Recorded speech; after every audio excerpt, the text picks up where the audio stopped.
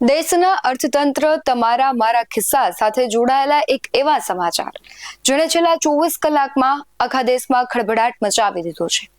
Social મીડિયાથી લઈને દરેક જગ્યાએ માત્ર એક જ સવાલ પૂછાઈ રહ્યો છે કે શું રિઝર્વ બેંક ઓફ ઇન્ડિયા એટલે કે આરબીઆઈએ ભારતની તિજોરીમાંથી $12 અબજ સોનું વેચી દીધું છે?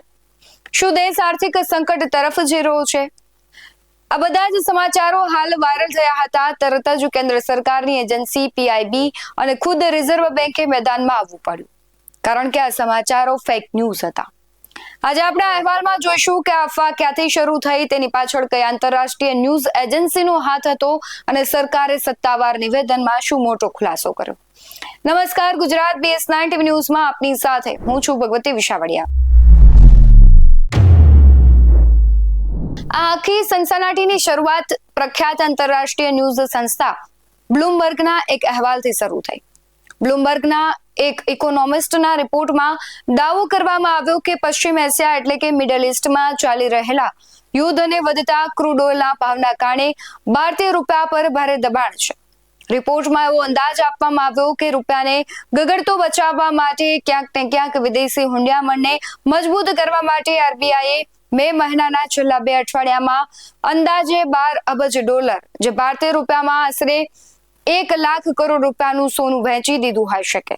આ સમાચાર વાયરલ થતા જ દેશના રોકાણકારો અને સોનાના બજારોમાં ચિંતાનો માહોલ ફેલાઈ ગયો, કારણ કે દેશના ઇતિહાસમાં 1991ના આર્થિક સંકટ સમયે સોનું ગીરવે મૂકવું પડ્યું હતું, તેથી લોકોના મનમાં ડર પેસી ગયો।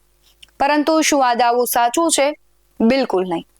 સરકાર અને આરબીઆઈએ આ રીપોર્ટના લીરે લીરા ઉડાવી દીધા છે। કેન્દ્ર સરકારની સત્તાવાર ફેક્ટ ચેક વિંગ એટલે કે પીઆઈબી ફેક્ટ ચેકે સોશિયલ મીડિયા પ્લેટફોર્મ એક્સ પર સ્પષ્ટ લખ્યું છે કે ધીસ ક્લેમ ઇઝ ફેક, એટલે કે આ દાવો તદ્દન ખોટો અને ભ્રામક છે।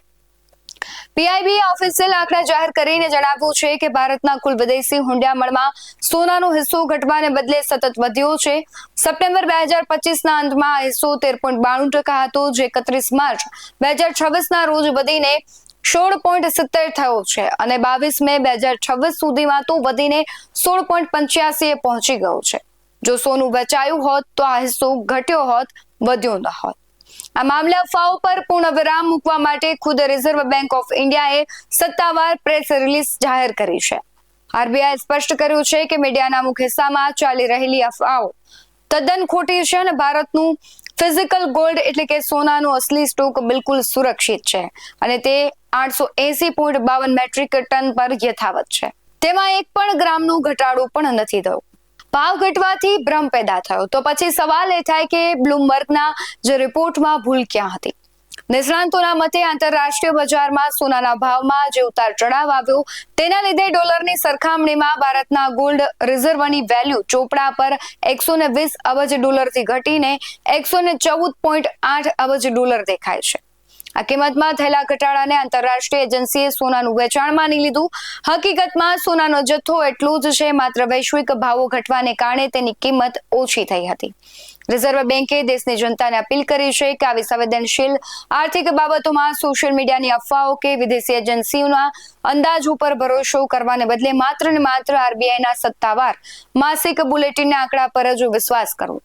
ભારતનું સોનું સુરક્ષિત હાથોમાં છે અને તેને વેચવાની કોઈ જ નોબત આવી નથી। આવી સનસનાટીપૂર્ણ સમાચારો પાછળનું અસલી સત્ય અમે તમારા સુધી લાવવાનો પ્રયત્ન કરતા રહીશું। દેશ અને દુનિયાના આવા જ સાચા અને સચોટ અહેવાલો માટે તમે જોતા રહો BS9 TV ન્યૂઝ। નમસ્કાર।